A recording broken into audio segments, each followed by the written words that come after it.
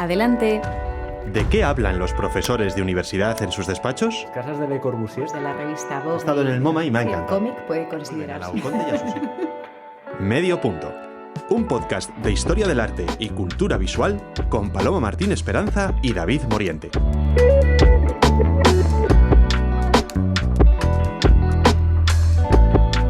Hoy ha venido a Medio Punto Rafael Japón. ¿Qué tal, Rafa? ¿Cómo estás? Hola, Paloma, ¿qué tal? Muy bien, muchas gracias por la invitación. Me hace mucha ilusión que estés aquí, sobre todo porque, vamos a tratar un tema que es vital, ¿no? Y central en la historia del arte, como es Velázquez. Un tema grande también para tratar en media hora. Pero... Sí, yo creo que impone bastante, ¿no? Mucho. El asunto velazqueño, pero es necesario que hablemos de ello, sobre todo porque además en torno a Velázquez hay muchísimos temas que se pueden sacar, ¿no? No solamente las anécdotas biográficas, ni siquiera pues el estudio de sus obras, sino que Velázquez da para mucho. Antes de nada, pues permíteme que te presente porque, Claro. Pues tú y yo somos compañeros en el Departamento de Historia y Teoría del Arte. Tú eres profesor de Historia del Arte Moderno y yo sé que tú has llegado a Velázquez pues en gran medida por tus circunstancias personales, ¿no? Uh-huh. Tú eres doctor por la Universidad de Bolonia y por la Universidad de Granada. Uh-huh. Y pues después de distintas formaciones, ¿no? Y estancias en múltiples lugares, llegaste a la Autónoma. Pero antes de llegar a la Universidad Autónoma, ¿qué has hecho y sobre todo cómo has llegado a interesarte por Velázquez?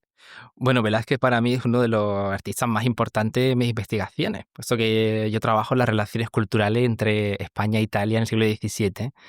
Y Velázquez pues supone el paradigma de artista español que viaja primero como aprendiz para terminar su formación en Italia y eso pues supone muchos temas transversales que se unen con otros de mis intereses, ¿no? Claro, tú además, igual que Velázquez, eres de Sevilla, concretamente eres de Coria del Río y esto está relacionado con tu apellido Japón y ya que estás aquí, pues quiero preguntarte por esto porque es muy curioso, ¿no? Sí, Cuéntanos un poquito la historia de tu apellido. Me suele preguntar mucho y además de manera distinta porque como en mi título pone profesor Japón, todo el mundo piensa que soy profesor de Japón. Pero en realidad es un apellido que viene de la embajada que he hecho del siglo XVII, una embajada comercial que abren los japoneses, una ruta comercial y que intentan abrir, realmente no lo consiguen. Uh-huh. Pero vienen a España, pasan por Sevilla, van a hablar con Felipe III, que le da el visto bueno para ir a Roma a hablar con el Papa. Uh-huh. Y de todo eso también se crean relaciones culturales y artísticas, ¿no? Están retratados en el salón más importante del Palazzo del Quirinal. Y pues a la vuelta para Japón se dan cuenta que han cerrado las fronteras y para evitar la evangelización cristiana. Y ya se habían bautizado aquí. Así que muchos de ellos se quedan en Sevilla. Todavía no sabemos por qué. ¿Por qué eligen ese sitio? Y sobre todo Coria del Río, ¿no? Pero forman su familia y todas las familias que tienen hijos al final terminan poniéndole Japón. Y así hasta el día de hoy. O sea, que tú eres descendiente de esa embajada japonesa. Podemos decir que sí. Qué chulo, la verdad. Después de muchos siglos, pero sí. Es genial. Bueno, claro, para hablar de Velázquez, pues tenemos que irnos al inicio, si te parece bien. Genial. Y entonces, a mí me gustaría que primero centráramos la figura de Velázquez en la Sevilla que le vio nacer, esa Sevilla del año 1599, el último año del siglo XVI. Cuéntanos un poco, Rafa, cómo es esa Sevilla de ese momento concreto, qué pudo ver Velázquez allí, con quién se relacionó. Bueno, pues tenemos que imaginar una ciudad viva, es una de las ciudades más pobladas de toda la monarquía hispánica. Uh-huh. Probablemente también la ciudad más viva, más rica y más cosmopolita. La Nueva Roma, ¿no? La Nueva Roma, como la llamaba Diego Cañal, que es el que escribe el libro sobre Sevilla en ese momento. Y allí pues se da la circunstancia de que viven no solamente pues españoles, sino, claro, todos aquellos que querían hacer comercio con América. Sevilla tenía el monopolio del comercio americano. Entonces allí se mudan y trasladan sus empresas flamencos, italianos y de otras naciones. Así que podemos tener a Sevilla como esa encrucijada en la que no solamente vamos a tener todos esos idiomas diferentes y todas esas culturas, sino también donde llegan los diferentes maneras de entender el arte, ¿no? El coleccionismo, la venta. Así que, en tanto que Velázquez nace en 1599, él muy pronto ya en esa ciudad se empieza a relacionar con todo ese círculo. De hecho, su familia es de origen portugués, ¿no? O sea, que él es parte, ¿no?, de ese cosmopolitismo que vive la ciudad de Sevilla, Ujú. y allí va a conocer a el que se convierte en su maestro y después en su suegro.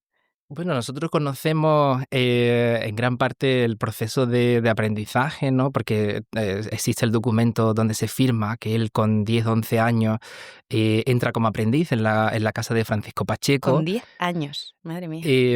Pero una de las cosas que nos dice Antonio Palomino, el Ujú, biógrafo de los artistas españoles, es que antes de entrar con Pacheco tuvo unos meses de formación con Francisco de Herrera el Viejo, ujú. que también nos dice este biógrafo que era un personaje con una personalidad horrible y que Velázquez no No aguantó aguantó, mucho ¿no? tiempo en esa casa.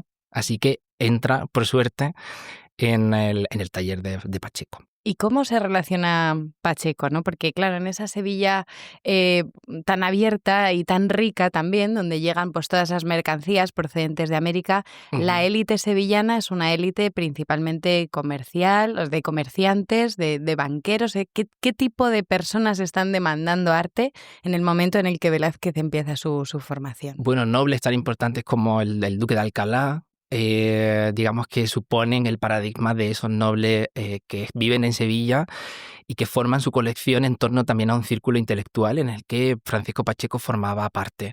Pero luego, que es una de las cosas que yo he trabajado para mi tesis, son todos esos comerciantes italianos que intentan prosperar también en la sociedad, pues imitando los gustos y las actividades de esta nobleza, como Vale. la formación de colecciones, el apoyo a artistas, así que ahí digamos que Velázquez encuentra su mundo también.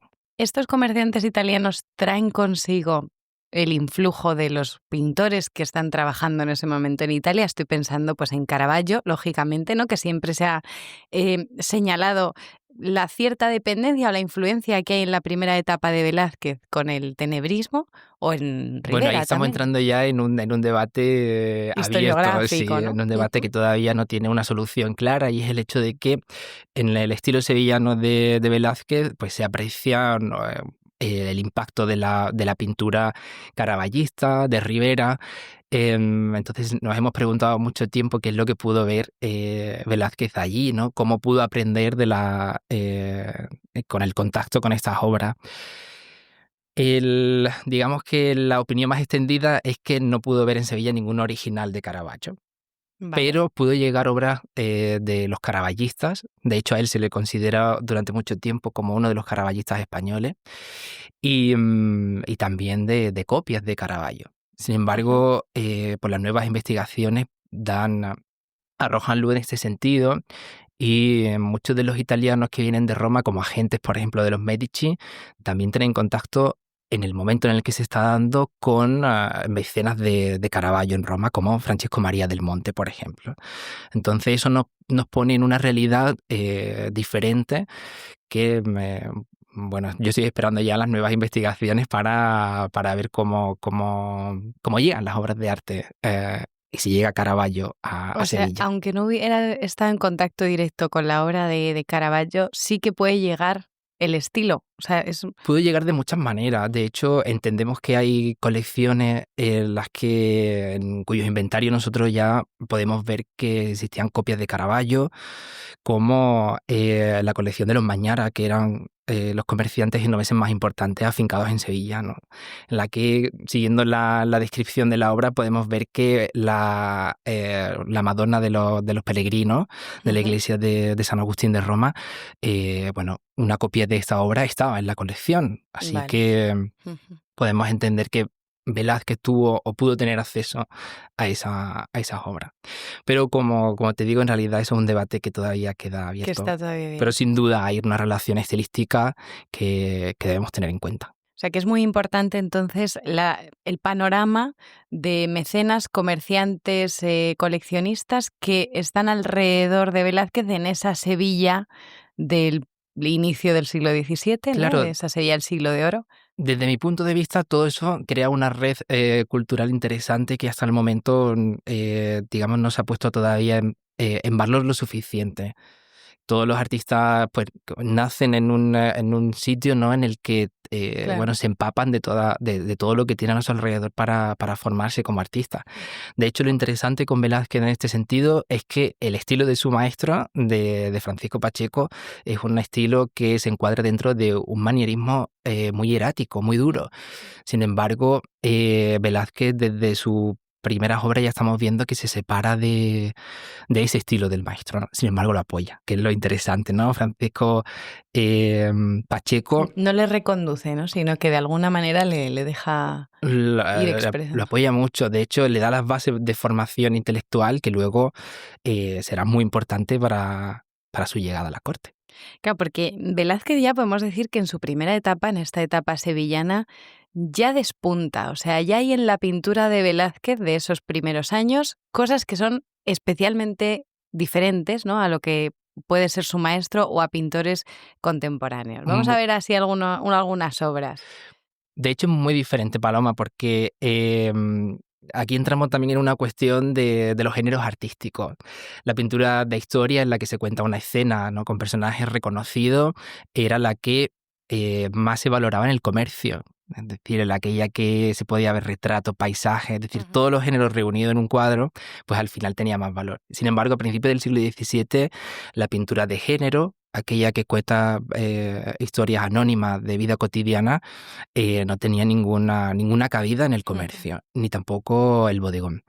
Sin embargo, las primeras obras de Velázquez ya son de estos dos géneros, de bodegón y de género. O sea, que él es renovador de los géneros siendo muy joven. Claro, o sea, totalmente. Él utiliza todos los elementos de estos géneros para crear sus obras, ¿no? Tenemos, por ejemplo, el Cristo en casa de Marta y María, que ahí crea una obra maravillosa con dos espacios, ¿no? En el primer plano tenemos a la sirvienta que parece que está siendo regañada por la ama de la casa, ¿no?, que le señala el recuadro del fondo ¿Dónde donde se ve? está eh, eh, Cristo con Marta y María.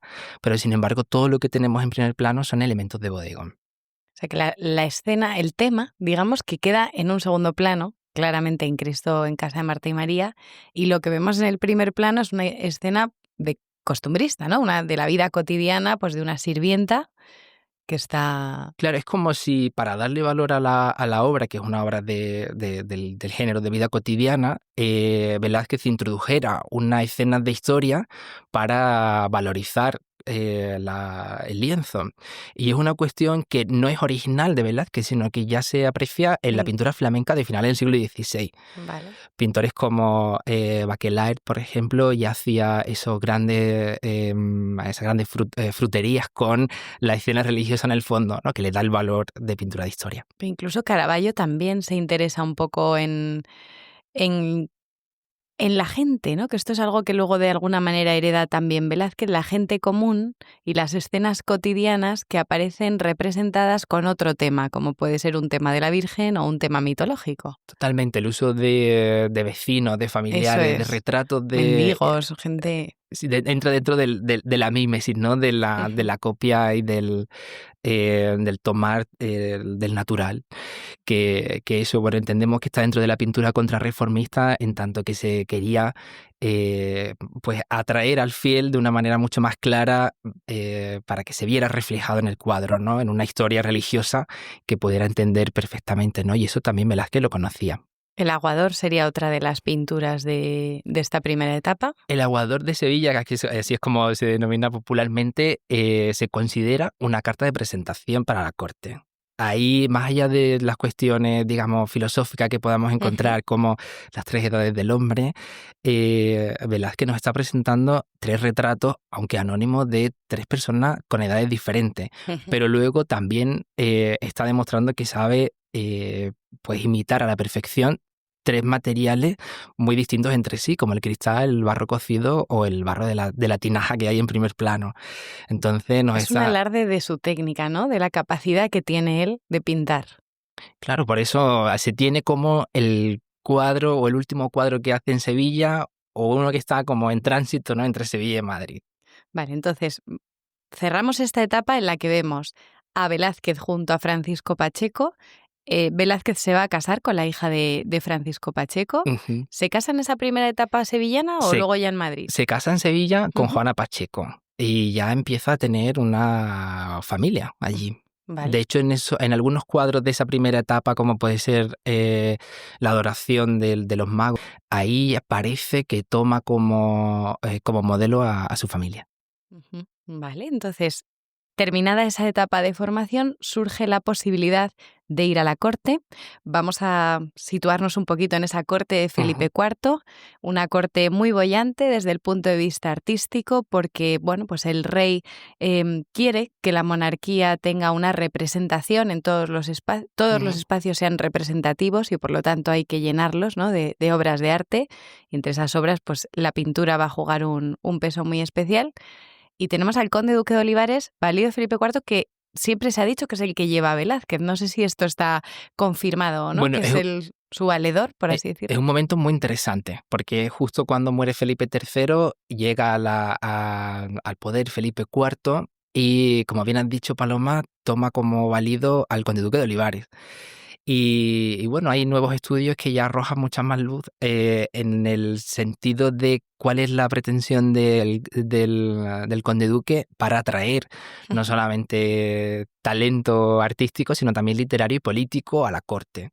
Así que en ese momento parece que Francisco Pacheco, valorando el talento de su yerno ya y de su aprendiz, lo que hace es utilizar a sus contactos como Juan de Fonseca Ujú. para llevarlo a Madrid y que le den una oportunidad, ¿no? Para retratar sobre todo a la familia real.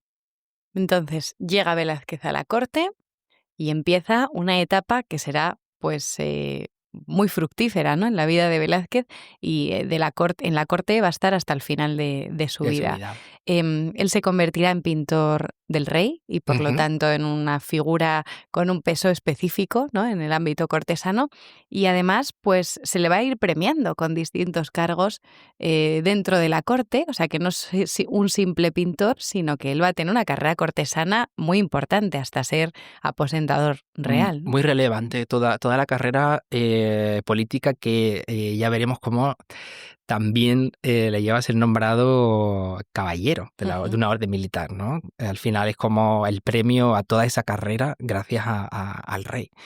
Sin embargo, un momento muy interesante ese de cuando llega, porque al final con los primeros retratos que hace, ya lo convierten en pintor del rey a la muerte de Rodrigo de Villandrando, que, bueno, y además podemos imaginar cómo los demás artistas de la corte tenían que considerar a ese joven que llega y que de repente, pues, en esa competición gana. Claro, Y porque además en la corte no hay que olvidar que está Rubens claro, en Rubens llega como enviado, ¿no? Llega como como embajador. diplomático. Ujú. Y esa figura tan importante de artista y diplomático, yo creo que a Velázquez le tuvo que impresionar tanto. Y Ujú. se habla de un contacto directo entre Rubens y Velázquez, en tanto que incluso ya siendo un artista de renombre diplomático, Rubens quiere seguir aprendiendo de la pintura veneciana en las colecciones reales. Entonces copia numerosos cuadros de Tiziano que termina vendiendo al rey. La cuestión más interesante en este caso es que Rubens será el que le indique que para completar su formación, que ya de base es muy buena, tenía que ir a Italia. Y Rubens parece, hay algunas teorías que le propone un viaje conjunto. Ir los dos a Italia. Sí, lo que pasa es que luego Rubens no puede ir, Ujú. pero, como sabemos, termina yendo Velázquez. Claro, porque este momento de llegada a la corte a mí me parece fundamental. Em, Velázquez hasta la fecha, o sea, durante su etapa de formación, no había tenido acceso a la obra de los grandes maestros que están en la colección real, ¿no? Entonces, a partir de ese momento, el contacto con toda esa obra de la colección real le cambia. Sí, ahí entramos también en una cuestión controvertida, al menos para mí, Ujú. porque claro, en una de las, o sea, en mi tesis yo ya propongo que los primeros 30 años del siglo XVII, con todas las relaciones culturales que se dan, las colecciones se enriquecen de muchas obras italianas. Ujú. Entonces es probable que Velázquez ya conociera obras de artistas como Tiziano o de los caravallistas o de las copias de Caravaggio, como hemos dicho, en alguna colección, ya sea nobiliaria o religiosa, en Sevilla. Pero es verdad que el gusto, ¿no? La cuestión del mecenazgo y cómo eso puede hacer cambiar el estilo de un artista, yo creo que se da bastante cuando entra en la corte. Bueno, esta entrada en la corte abre, además junto a Rubens, ¿no? Pues a mí me hace pensar automáticamente en el Museo del Prado. Ujú. Estamos hablando de dos figuras que son de un peso tremendo en el museo, en la colección del museo. ¿Podemos decir que Velázquez es el rey del Prado? Podemos Sí, decirlo, yo creo sí. que sí, ¿verdad? El otro día estuve mirando los números de las 120 obras, creo que hay de Velázquez, que se conocen de Velázquez, 50 están en el Prado. O sea, que es que hay Es mucha una- obra velazqueña en el museo y además es que si nos damos cuenta, pues ocupa el lugar central del museo, ¿no? La centralidad del museo ya indica la importancia que Exactamente, tiene, ¿no? ¿no? Es el artista por excelencia de España y también, ¿no?, del Museo del Prado, por supuesto. Ujú. Esa relación con Rubens, ¿cómo le influye, no? Más allá de ese primer viaje, que ahora nos referimos al primer viaje a Italia, ¿Rubens le va indicando temas o le va enseñando algo o sería una relación un poco más fría? Yo creo que lo que existe entre Velázquez y Rubens por parte de Velázquez es una relación más bien de admiración. Ujú, O sea, él lo mira como modelo a seguir, entonces si ve que está copiando, teniendo ya un estilo propio y exitoso a Tiziano, ya eso va indicando también a Velázquez por dónde debe ir, ¿no? Y es verdad que no existe, digamos, obras de arte hechas en ese periodo por Velázquez que indiquen que el contacto con Rubens como que cambia su estilo, pero digamos que sí su mentalidad, al menos con la idea del viaje a Italia. ujú. Y él, bueno, al final de su vida en Las Hilanderas hará un homenaje a Tiziano y a A Rubens, ¿no? Tiziano y a Rubens A los juntos en, dos. en ese fondo maravilloso con el resto de Europa, sí. Eso es, ¿no? Son una obra de Tiziano que copió, vamos, o que realizó luego después también Rubens y que está en el fondo del tapiz de Las Hilanderas y que es la última obra de Velázquez. O sea, que da Una la, de las da la últimas. impresión que esos años, ¿no? De la llegada a la corte, el contacto con Rubens, sí que fueron para él muy importantes. Lo Y marca lo hasta el marca. final de su carrera y de hecho, bueno, también podremos hablar de cómo el gusto de Rubens por la pintura caravallista también los une, ¿no? En ese primer momento donde la imagen de las pinturas de Velázquez pues están imbuidas por toda esa influencia, si queremos llamarlo así, de la pintura de Caravaggio y también de Rivera, que eso no debemos Es verdad, olvidarlo. también de Rivera. Rubens le indica que sería bueno que en su formación pasara por Italia. Esto Que es es algo que algo ya que, conocía, que es algo que ya conocía probablemente del aprendizaje en Sevilla, claro, que que otros no es que tantos de artistas, repente él diga, oh, qué importante es Italia gracias a Rubens, sino que él ya sabe, ¿no? claro, Claro. artistas sevillanos de finales del siglo XVI, de principios del siglo XVII, van a Italia a hacer esa carrera de formación. Entonces él ya en su estancia en el taller de Pacheco ya conocía. De hecho, bueno, el Tratado del Arte de la Pintura de Francisco Pacheco ya indica la importancia, ¿no?, en la formación de los artistas de Italia en general, no solamente la pintura, sino también la cultura. Vale, o sea, que es que él se formó en eso realmente, ¿no? Claro, ya Em, Rubens le da como claro, el empuje, ¿no? Venga, exactamente, vete para Italia, que esto es algo muy necesario muy en la necesario. formación de todo el mundo, ¿no? Y tú y yo que somos pues fans de Italia y que hemos También hemos terminado nuestra formación en Italia. exactamente y que hemos hecho como Velázquez varias estancias en Italia, pues vamos a hablar del primer viaje. Este primer viaje, 1629, si no recuerdo mal, ¿no, Rafa? 1629-1631. 2 años está en Italia, de los cuales uno está en Roma, ¿no? O sea que va Sí. viajando por distintas ciudades italianas. Sí, es un viaje apasionante porque parte de Barcelona en la nave de Ambrosio Spínola Jo, es que, claro. y llega a Génova y hace un viaje por tierra hasta Roma, pasando eh, por la propia Génova, por Venecia. Hay una cuestión que queda abierta, que eso también, como amante de la pintura boloñesa, cuando pasa por Bolonia, Sí. en las crónicas, sobre todo en lo que nos dice Palomino, no pasa por Bolonia para ver la obra del gran Guido Reni, que al final termina por admirar en Roma, sino que pasa por Cento, que es un pueblecillo cerca de Bolonia, pero no muy cerca, para conocer al Guercino, que digamos es otro de los grandes pintores de la pintura boloñesa, pero una corriente diferente a la de Reni, que es la que marca, digamos, la estética de la pintura boloñesa durante la primera mitad del siglo XVII. Porque este primer viaje claramente es un viaje formativo en el Ujú. que él lo que va haciendo es aprender de otros maestros, vivos o no, es decir, Ujú. que bueno, pues los que son coetáneos, pero también los grandes maestros, Miguel Ángel, etcétera, ¿no? O sea, maestros del Renacimiento y también los maestros de la antigüedad, ¿no? O sea, que Velázquez en Roma se encuentra con todo ese paisaje de ruinas y de grandes monumentos que debió influirle poderosamente. Es que sí, ya para nosotros que llegamos allí como prácticamente turistas, ¿no? Es un gran impacto para Velázquez en su formación, que ya conocía parte de algunas colecciones de arqueología que se había hecho en Sevilla por los coleccionistas, por los nobles, ¿no? Los Medinaceli, sin ir más lejos. Claro, Casatilat. o en Estepa, ¿no? También había una colección importante, pues ya cuando llega a Roma, ya allí concluye esa gran admiración por lo clásico.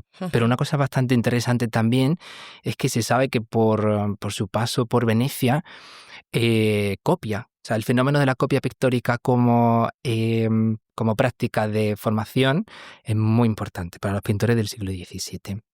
Y una cosa muy curiosa que es poco conocida es que se relacionó una copia de la Sagrada Cena de Tintoretto que hay en la Real Academia de San Fernando con una copia que pudo hacer Velázquez en Venecia. Entonces tenemos en Madrid esa prueba, ¿no? De que la copia también apoya mucho la formación de Velázquez en ese periodo, en ese viaje. 2 años entonces de viaje, uno de ellos en Roma. Obras que va a ir realizando en ese viaje, pues son muy conocidas las dos vistas. Estoy pensando ahora de la Villa Medici, donde sabemos que Velázquez va a vivir al menos el verano del último año, de 1631. Está viviendo en la Villa Medici, que actualmente es sede de la Academia de Francia, y que es una de las villas más espectaculares de Roma, con una vista de la ciudad increíble. Esas dos vistas, vamos a hablar un poquito de ellas, son muy curiosas porque Velázquez parece que se adelanta a lo que harán los impresionistas más adelante. Al plein air, ¿no? Exactamente, al de repente, al plantearnos una pintura al aire libre, ¿no? Como bien has señalado ahora, de paisaje, sin pretexto ninguno, porque hasta el momento los paisajes debían tener, ¿no? Como una temática, un pretexto, algo que... Dos pintas de paisaje, además paisajes que no son precisamente los más bonitos de la ciudad. Si pensamos que la vista que tiene ante sí Velázquez es toda la ciudad de Roma, y él va a pintar dos cosas muy concretas. Del interior del patio, del ¿no? interior del patio. De la Villa Medici, sí. Destartalado ahí, con una sábana y unos listones de madera. Pero de hecho ahora se está un poco planteando la idea de que Velázquez no se adelanta y hace un plein air, ¿no? La pintura del plein air, sino que toma apunte y lo termina en su taller. No habría sacado el caballete al jardín. No, eso lo tenemos como algo muy romántico. Es demasiado romántico, ¿no? Para pensar en Velázquez. De la pintura de Velázquez en Roma, pero hoy la teoría más difundida, digámoslo así, ¿no? Es la de él tomando apuntes de todo y luego de esos apuntes, luego en su taller, con su tranquilidad, pues idea esas nuevas composiciones. Igualmente los dos paisajes de la Villa Medici están en el Museo del Prado. Están en el Museo del Prado. También tenemos que ponerlo en relación con la pintura boloñesa, puesto que uno de los grandes artistas de esa escuela, como es Aníbal Carracci, también se considera uno de los iniciadores del paisaje clasicista, que luego concluirá de una manera bellísima con Poussin, ¿no? Y entonces Velázquez yo creo que tuvo que conocer también todas esas corrientes y aplicarlo pues a esa experiencia de vivir en la Villa Medici. A su vuelta se trae consigo algunas obras que ha hecho en Roma. Hemos hablado de las vistas del jardín y pues creo que podríamos también señalar la túnica de José y sobre todo la fragua de Vulcano. De nuevo, otro debate abierto. Me encanta porque claro, son cosas que los que no estamos metidos en el estudio de Velázquez damos por hecho, pero claro, es interesantísimo cómo hay todo un debate de estas cuestiones, ¿no? Que parece que están asentadas, que Velázquez hace la fragua de Vulcano en Italia. Grandes historiadores del arte y historiadoras del arte discuten sobre esto. Vale.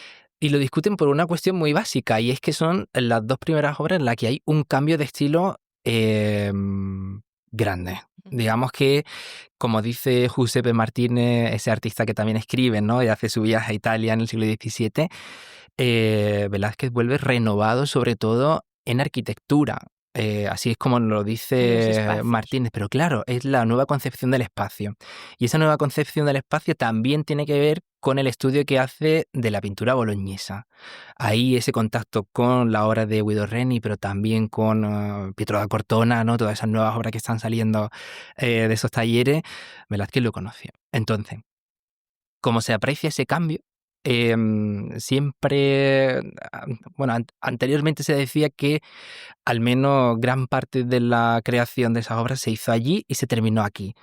Otros piensan que se hizo ya directamente aquí justo a su vuelta, porque son cuadros que tienen unas dimensiones importantes. Claro. Entonces, como tampoco se conoce bien si era un encargo o no, parece más bien que era como un ejercicio suyo propio en la corte, no podemos saber bien justo en el momento en el que la hace, pero sabemos que justo después del viaje o durante el viaje, porque es se lo que ha aprecia ese cambio. transformado, ¿no? esa mirada de Velázquez, que entre otras cosas pues abandona el tenebrismo, ¿no? Los claroscuros, y el fondo de la fragua de Vulcano está repleto de detalles. Claro, incluso la pincelada cambia, ¿no? La fragua de Vulcano es uno de los cuadros más importantes de Velázquez en el Museo del Prado. Sí. No abandona del todo su interés por los bodegones, puesto que sobre la repisa ahí también vemos algunos elementos de bodegón, Sí.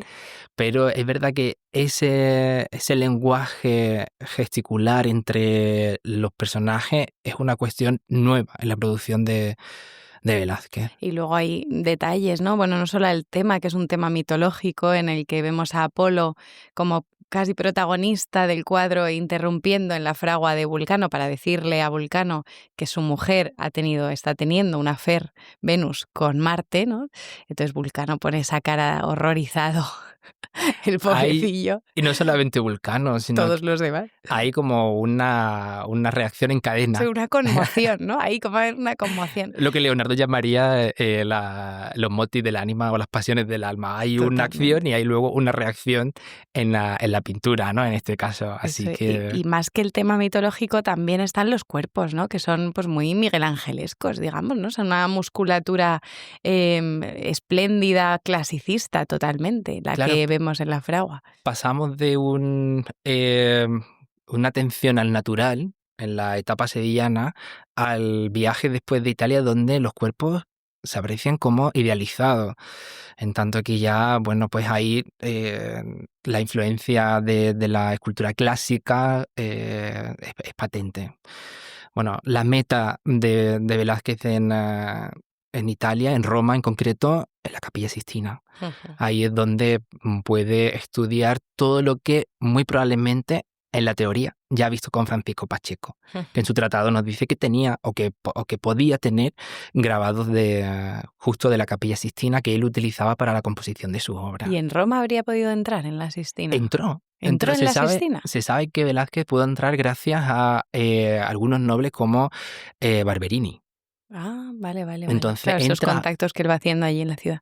Pero claro, allí no solamente ve a Miguel Ángel, sino que ve a Rafael, Sí, que claro. está también en la base de ese nuevo, Claro. podemos llamar nuevo estilo, ¿no? De Velázquez, que ya empieza a formar su estilo de madurez. Y claro, allí consigue eso, poder copiar también, ¿no?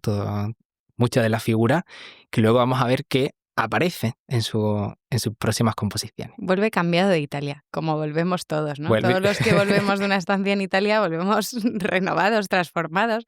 Yo recuerdo, vamos, a mí siempre lo digo, que mi primera estancia en Roma para mi tesis, a mí me cambió por completo el curso de la tesis. Entonces, a nosotros como investigadores nos transforma, pues claro, imagínate a un artista, ¿no? A un literato, todas esas diarios de viajes a Roma que conocemos. Bueno, fíjate luego los románticos, desde Goethe en adelante hasta Cortázar. Es que a Todo todos, el ¿no? mundo. Nos ha Sí, transformado. de una manera o de otra Roma siempre cambia el viajero. Sí, totalmente. Vuelve Velázquez a la corte y aquí ya claramente es otra etapa, ¿no? Podemos decir que es un punto y aparte. Hay un punto de aparte y hay una cuestión muy interesante, y es que parece que él tiene que ir a agradecer al rey, nada más que llega a Madrid, porque el rey no se deja retratar por nadie en los años en el que él está en Italia. Entonces, él ya, digamos que entiende la importancia que tiene como retratista de Del la rey, casa de la real, familia ¿no? real. De la familia real. Y ya ahí, pues, comienza sobre todo con esa serie de retratos que va a marcar la imagen o la nueva imagen de Felipe IV y también de su entorno. La verdad es que, bueno, esta primera etapa es interesantísima y lo que se abre a partir de ahora es otra cosa que casi pues supera, ¿no? lo anterior. Yo creo que podemos cerrar aquí, si te parece, Rafa, con unas recomendaciones, porque es que el tema es eterno y podemos Sí, vernos otro día y que nos cuentes otro día esa segunda etapa de Velázquez. genial, un placer para mí volver. Claro que sí. ¿Qué nos recomendarías sobre Velázquez, ¿no? Para nuestros escuchantes de Medio Punto? Yo creo que las investigaciones en torno a Sevilla y Velázquez, que todavía es una etapa muy importante, pero poco conocida del artista, yo recomendaría el catálogo que se hizo para la exposición que se llama Velázquez y Sevilla en 1999, Vale. con motivo del aniversario. Y luego una exposición también, un catálogo de una exposición muy interesante que se llamó De Herrera a Velázquez, el primer naturalismo en Sevilla, que ahí habla de cómo os empieza a hablar con un tinte bastante internacional en esa metodología de cómo Velázquez pudo conocer ese primer naturalismo, ¿no? Con todas las corrientes metodológicas e historiográficas que conocemos, las más nacionalistas, las que hablan de un Velázquez que se forma a sí mismo en Sevilla Ujú. con los artistas de allí, o otras que lo insertan dentro de esa corriente internacional. Y luego un documental muy interesante Muy que bien, podemos me ver encanta eso. Venga, documental, siempre en viene Radio bien. Televisión Española, Ah, genial. que se llama Diego Velázquez o el realismo salvaje. Muy Vale. interesante. Venga, pues apuntamos esas 3 recomendaciones y quedamos en que seguimos otro día, Rafa, si te parece, Muy para bien. hablar de la segunda etapa de Velázquez. Muchas Genial. gracias. Muchas gracias a ti, Paloma.